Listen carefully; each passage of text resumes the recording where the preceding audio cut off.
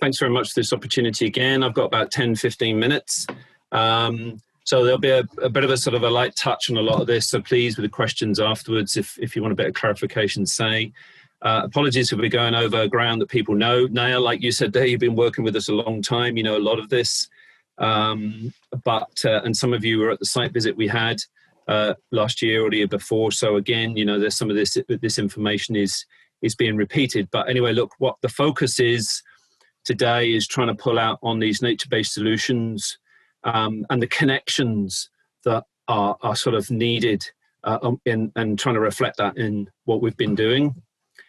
So just give you, again, just for those that don't know our area or we're only up once, but here we are. Carlingford Lock is down to the just the bottom here, southwest.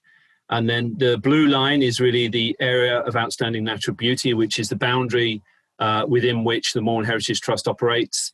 We're a non-statutory body. We're funded by central government, by DERA, by Niles people, and also the local authority in the area, and then project funding and tourism funding. Our remit stretches across conservation, ecology, tourism development, farming, you know, the broad remit. We have 57,000 hectares, again, includes mountain, but also woodland and countryside and coast. Albeit we've got a lot of coast, our main focus is really on the uplands. That's sort of really been where the sort of, I suppose, that a lot of the support has been there for us to drive a lot of these projects and the work that we do. And in some ways, I suppose, dealing with the uplands, you're in effect affecting the wider catchment anyway. And also the land ownership in this area is very broken up with small farms, very much in the lowlands and the coastal areas. So you tend to go where maybe your bigger landowners are, so you get a bigger hit. And for us, you know, and the focus of the Mournes is the uplands, is the mountains. It's known for its mountains, and that is owned primarily by Northern Ireland Water. So a lot of the work that we do is working in areas like that, which will be the focus on what I'm looking at today.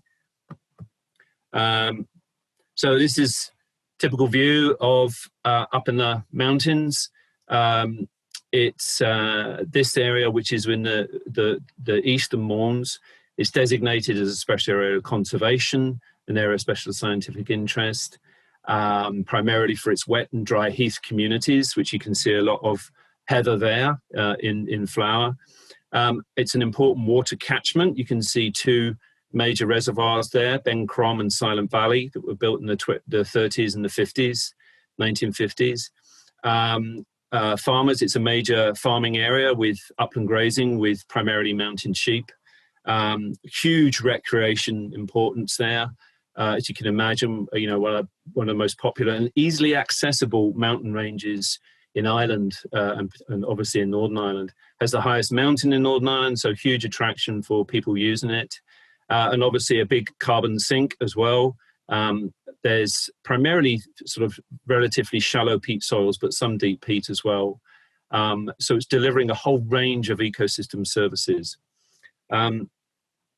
So the thing I wanted to look at today, as I say, were how nature-based solutions have been developed here and the connections that are needed for those. And I'll look at 4 examples that we've done: the heathland restoration, erosion control, which is primarily where people are walking really, and the impact and how to mitigate that.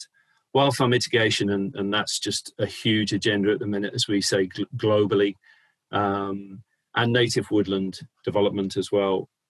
On these issues, I think the thing to really say is, did we approach them by intentionally employing a nature-based solution as the baseline, or did we see an environmental impact and simply want to try and fix it? And I think more the latter, because given the context around the timescale of when we started out on this, you know, again, as we were talking earlier, the resources that were available to us, we were maybe not thinking by default nature-based solutions, but at the end of the day, to be able to achieve good results, it has to be holistic.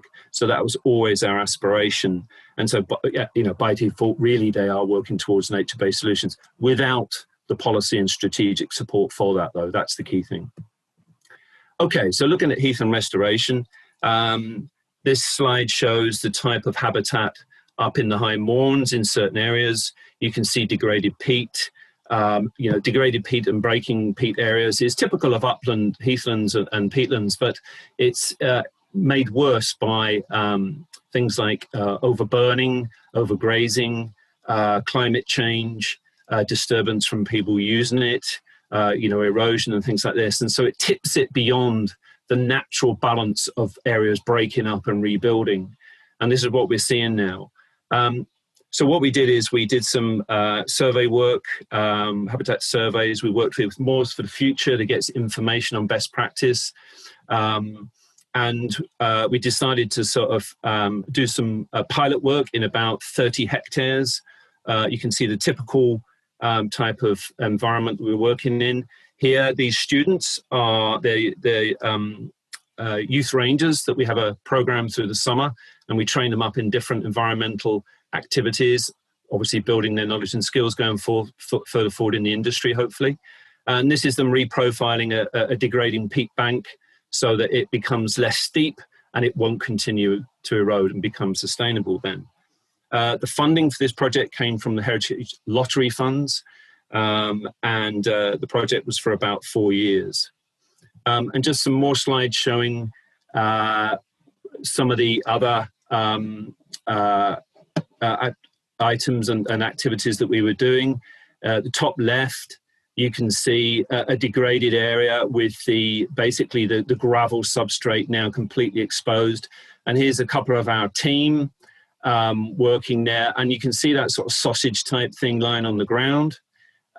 It's basically a roll of coir material, which is basically coconut husks in a jute netting bag, sausage, which you basically place on the ground like that, and it creates a dam. It's that simple. Other techniques at Dungonall have been done with RSPB, where they've blocked up deep peat areas that have been drained, but that's just by shuttering the channels there, whereas we didn't have so much opportunity for this. So it was bringing in material like this to create dams.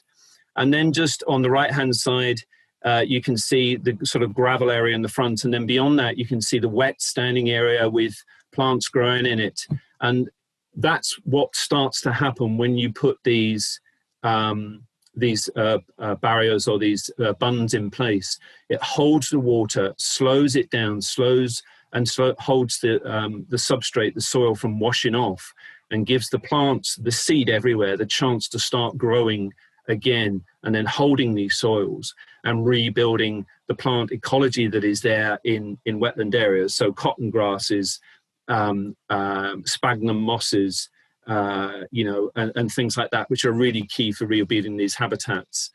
And it can be quite simple, really. So, we saw a very quick change in these habitats. The bottom right picture shows you almost like a couple of dams, like we saw earlier, these man-made dams. Well, these are sort of almost rebuilding natural dams with the water being held. And what will happen is you'll find that the sediment starts to build up over the first year or two, and it's almost like very loose sand when you put your hand in. But after about 3 or 4 years, the sediment becomes really tight and well knitted together, and you can start seeing how things rebuild. The bottom left, you can see sort of a light brown area. That's actually jute netting, which is laid across a reprofiled peat bank where we haven't enough vegetation to recover it. And it allows the soil, it keeps the soil in one place and allows the plants to start growing back through there. Key thing here is how we sustain this, how we keep the maintenance of it. We've got to work with academic institutions, do some survey work on here. And it's a pilot, very much a pilot, to see how this works. But you have to try something in your landscapes, on your soils, to actually really work out what the best way forward is. We could look at what's happening in the mainland UK and the Peak District, but our area is slightly different. So we do need to try these things and get support for that. So erosion control, this again, as I was saying, just trying to deal with the impact on the ground from people walking primarily. You see there, this is up on Slieve Binion, which is one of the highest mountains in the Mournes. And then on the bottom right is after the work, reducing that wide scar, which was about 10 meters, down to less than a meter wide, and allowing the soil and the habitat to recover. Upland access is getting more and more and more, particularly through COVID. More people have gone locally, and the impact on the local areas, including places like this, have just gone through the roof 2 or 3-fold. So we're going to have more of this to deal with. And the picture here now shows volunteers on the left, students working with us, and on the right, a group from Norway that came across and worked with us to learn what was happening. The logo on the top right is the Ascent project, which was basically about bringing together international examples of where this impact and loading on sensitive upland areas was happening in many places. So Norway's one, Iceland, Finland, and Ireland as well in Donegal, and trying to share experience and the connections is really key. And it worked brilliantly because we worked together. As you see, these Norwegians came across and worked with us. And you can see sheep wool there, which is down as the substrate over the deep peat and keeps the aggregate path from washing down into the peat soils, and is a better alternative to man-made teram or fabric. Okay, so wildfire prevention, huge issue at the moment. There's 2011, we had huge fires in Ireland and the UK, and then ongoing, we've had years now where we've had big spate conditions. We're seeing, the global situation that we see, in the States and Siberia that we're seeing. This is something typical now in our areas as well. Not quite the same impact, but it's building, so we need to prepare. One of the things we did was work with Fire and Rescue Service, Environment Agency, and Northern Ireland Water, the main landowner here, to get some consultants from Catalonia and Northumberland to come and analyse our site and identify where the main risks were, given the worst, say, spate condition of dry periods with heavy winds, and where to maybe build protection within the landscape. And we learned to do some prescribed burning at key gateways to sort of try and block the flow of a fire and protect the next sort of area of land. But the issue of what you actually do to intervene needs to be further explored. We maybe need to use re-wetting areas as a tool to prevent wildfires traveling through deep peat areas and things like that, as opposed to prescribed burning. So, there's the key thing is we need to start learning together now.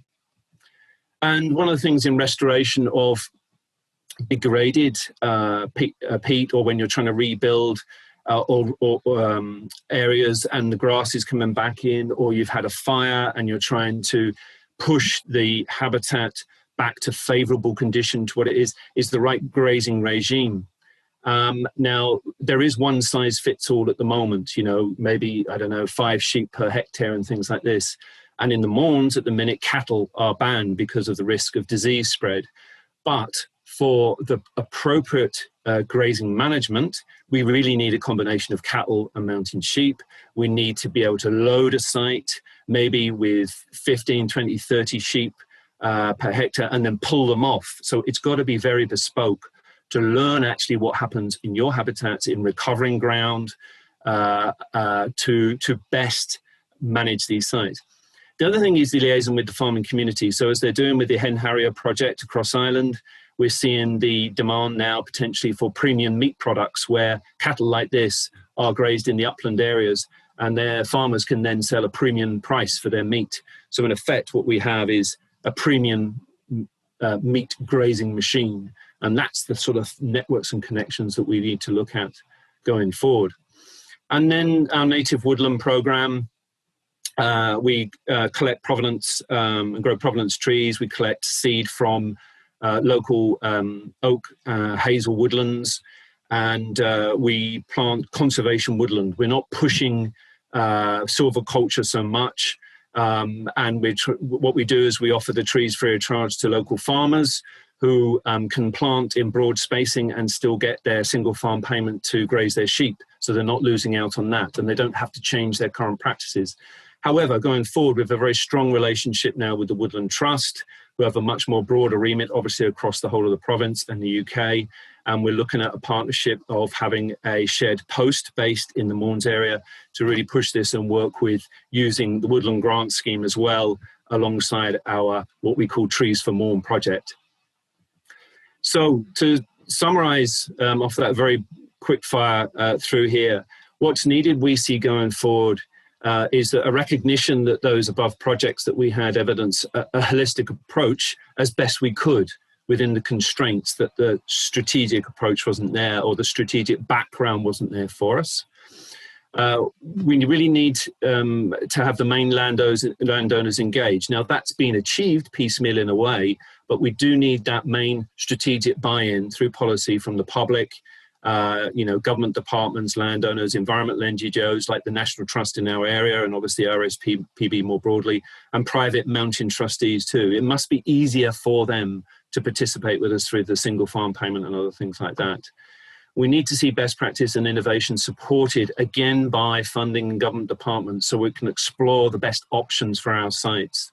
We need that ongoing monitoring and research to prove what's happening locally and in these pilots of what we do. We can't just say, well, it worked elsewhere, so it's going to work here. Because people will say, well, how is it working on your ground? So we need to prove that. And we need that government leadership, obviously, behind this, and the acceptance, obviously, of nature-based solutions as your modus operandi of going forward.